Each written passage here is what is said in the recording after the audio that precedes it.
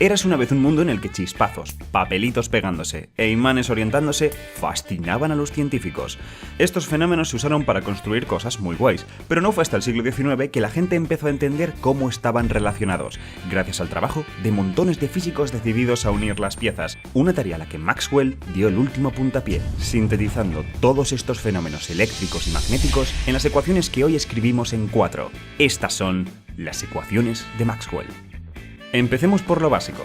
El espacio está lleno de una cosa llamada el campo electromagnético. Solo nuestros protagonistas pueden sentir este campo, las cargas y los imanes. El campo es el medio a través del cual cargas e imanes pueden influirse, atrayéndose, repeliéndose, girando.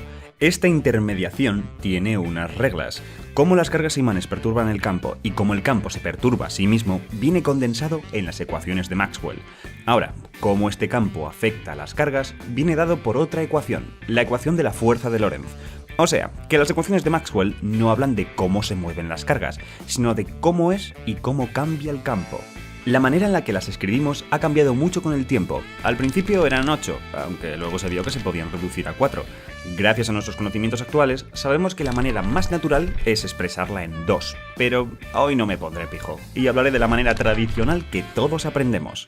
Primera ecuación, la ley de Gauss. Esta describe cómo las cargas afectan al campo eléctrico.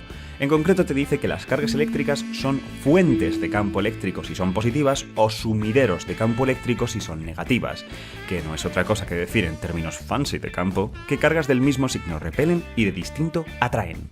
La ley de Gauss también captura que el campo eléctrico decae con la distancia, y lo hace de una manera muy precisa, con el cuadrado de la distancia. Esto dota al campo eléctrico de unas propiedades geométricas muy divertidas y útiles. Pero pasemos a la segunda ecuación, la ley de Gauss del magnetismo, o algo así. La realidad es que esta ley no tiene un nombre exacto, posiblemente porque lo que dice es sencillo, que las fuentes y sumideros del campo magnético no existen, no hay cargas magnéticas. Eso no quiere decir que no haya objetos que puedan crear campos magnéticos, eso es lo que hacen los imanes. La cosa es que al no haber ni fuentes ni sumideros, el campo magnético siempre debe cerrarse sobre sí mismo. Por ejemplo, si intentas partir un imán en dos queriendo separarlo en dos monopolos, el campo se cierra en la zona que has cortado, devolviéndote dos imanes con dos polos cada uno. En resumen, en nuestro mundo los monopolos son imposibles. La tercera ecuación es la famosa ley de Faraday. Este es el campo electromagnético. Llena el universo por todas partes, como el aire llena tu casa. Esta es la manera por la que una carga positiva siente que existe una carga negativa, o un imán percibe que hay otro con el mismo polo. El campo es el medio de comunicación entre cargas e imanes. Pero hay más. Es conveniente pensar a veces en el campo electromagnético a través de dos campos distintos, el campo eléctrico y el campo magnético. El campo eléctrico nos dice cuán fuerte y hacia dónde va a ser empujada una carga que haya por ahí, mientras que el campo magnético nos dice cuán fuerte y hacia dónde va a ser orientado un imán que haya por ahí.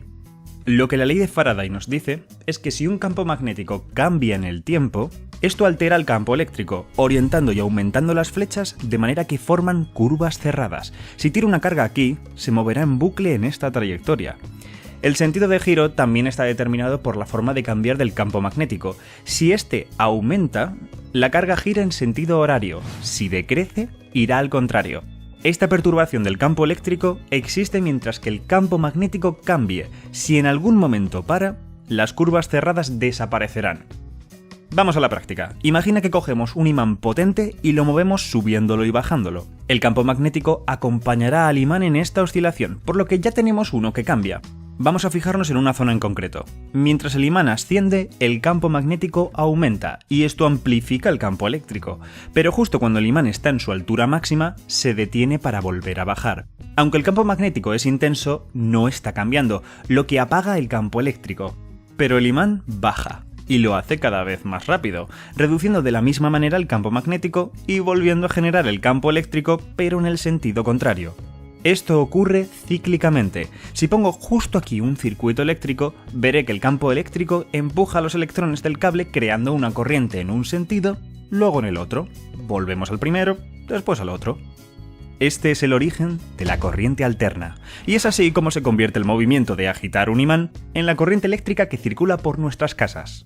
En definitiva, nos está contando que no solo cargas e imanes pueden influir en los campos, también pueden hacerlo entre ellos. Sí, en ambas direcciones. Eso es lo que encapsula la cuarta ecuación, la ley de Ampère, que un campo eléctrico cambiando en el tiempo o cargas moviéndose, es decir, una corriente eléctrica, activan el campo magnético, cerrándose, como tiene que ser.